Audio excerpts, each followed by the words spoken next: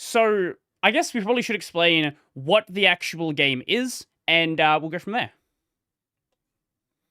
Yeah, so Goldstained is a top-down 2D action-adventure game inspired by things like Hyper Light Drifter, Dark Souls, Legend of Zelda, old like 2D Zelda games, in which your main form of progression is by unlocking new weapons and exploring new areas of the map using the abilities that those weapons grant.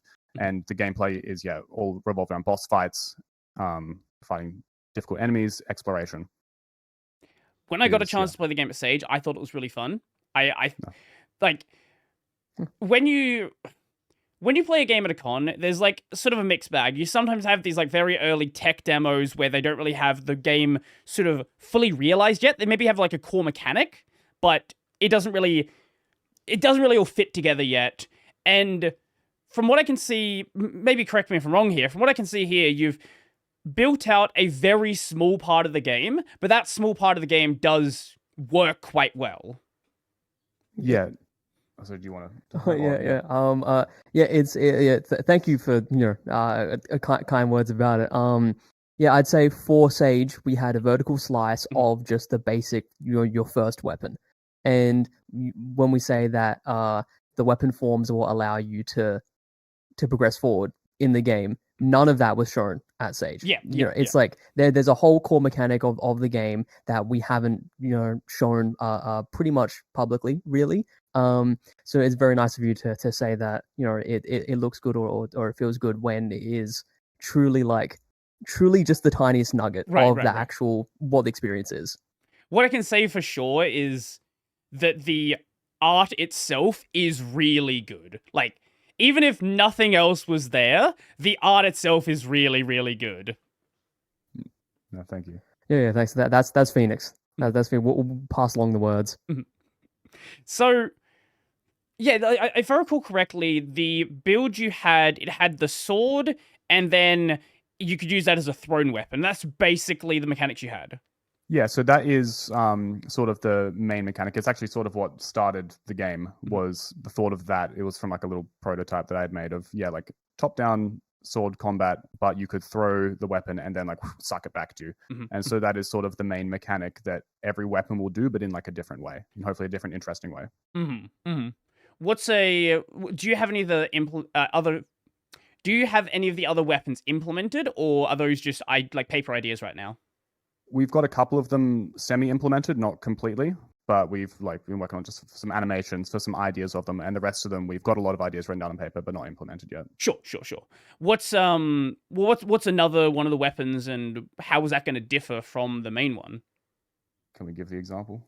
I think we can give the most obvious one. So, for example, one of the other weapons you unlock is like a big hammer, heavy weapon, slow attack, and when you throw it, it lands on the ground, and then when you retract it back to you, instead of it coming to you, you will get retracted to it because it's so heavy. Is an example of how we do it differently, and so then that can open up lots of different interesting ideas for exploration and like puzzle use. I'd say that weapon is like the equivalent of unlocking a double jump. It's like the most obvious iteration of the idea.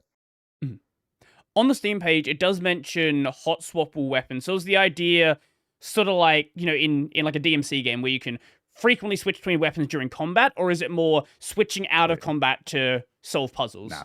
Flick this like weapon wheel on the right stick, flick the direction, changed. Yep. Make up your own combos, do whatever you want. Yeah. Okay, I can definitely see how that can very quickly start to like really sort of open up a skill ceiling. Yeah, we really want to design for that sort of thing, letting people discover their own preferences of how they want to switch between them, and discovering like advanced way to use the weapons and switching between them is definitely a core part of the game we want to let players do. Okay. That does sound, again, what I said before. I think the base that you have here is already cool, and a lot of games where they do have these sort of expanding combat mechanics, it doesn't feel realized early on. Like a lot of games, the combat itself doesn't start to fit together until you start having a lot of those pieces. I think, at least with the vertical slash you had available, it already felt fun to play as it already was. So hopefully that as you add more things, continues to add on to that. That's my hope with it. Yeah, I think that's just a really important thing, is each weapon should also just feel really fun on its own, because there'll be a lot of players who will pick their favorite weapon and then use that like 95% of the time, which is, we kind of like hope that, people have their favorite weapon, and, they should all be fun to just use on their own whenever you can. Yeah, there's a great thing that we have some pretty nice examples to draw from just within the genres. Obviously it's inspired by Hyperlight Drifter. The attacking feels great in that game. And then for people picking their favorite weapon and sticking with that, we love Monster Hunter. That's just there's so many amazing examples that we can draw from to just make sure that the player experience, no matter kind of their play style or how they do it, we hope, at least in the end, everyone's going to have fun playing. So what actually, this might be a sort of an interesting way to approach this. What actually goes into making a weapon feel fun? I know you're like very early in the project, but you've already clearly got something there. So like, what are you actually doing that may not be immediately obvious when you just swing the sword? Yeah, like maybe some animation stuff that you've worked on. It's a bit of everything. It is really truly like a bit of everything, as far as how far the hitbox is. The frame data of the weapon is such a huge one, and then the extremes of the animation is also a huge one. An example that we can give is the sword right now is in a pretty nice sweet spot. It comes out on frame 4 at 60 FPS, right? A lot of games actually, those type of weapons come out on frame 1. So it's just like instant. As soon as you attack, it instantly comes out, and that feels great. But for our type of game, because we have different weapons with different speeds and such, we wanted to give it even just the tiniest bit of wiggle room. It didn't always come out on frame 4. I think at the start it was like frame 8. Like it was way later. Okay. Like the start of the game, we were going like full like Dark Souls style, like frame data. So it was like, whoa, swing, right? And then we made it faster, and then we've made it faster twice since then, as we've sort of gone more towards the fast pace, like Hyperlight style. Yeah. So it really is, I guess, a lot of experimentation and just keeping in mind the frame data, like just really, really thinking and just testing out, just always testing. That's what I say about anything, about game feel for anything. You will have an idea about how something should be. You need to test it. Like you need to test it and then change it, and then it'll change your mind. Right. But you need to test it.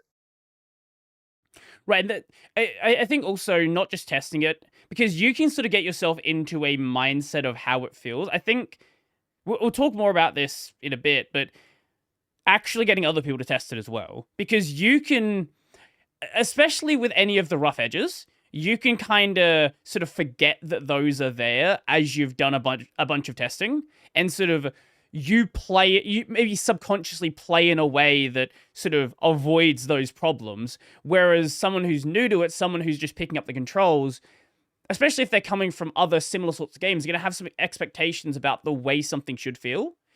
And that's going to immediately tell you that something is either really good or maybe something's a little off. Like when I brought up that the animation locking, this is like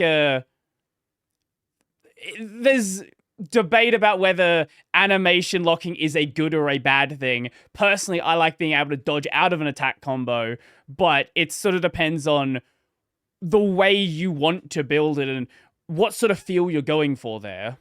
Yeah, I think with animation locking, it's quite interesting because we actually technically do let you cancel attacks early. It's just not as fast as I think some games are. Sure. Because I definitely picture that more as like a sliding scale, not like you have it or you don't. Because we do, but it's like maybe the last 6 to 8 frames of an attack, you can cancel out of it, and so it's something that we can like sort of slide around earlier or later. Because I don't think any game would let you just like cancel a swing and then like frame 2 just cancel out of it. Like they would always do some amount of the swing first.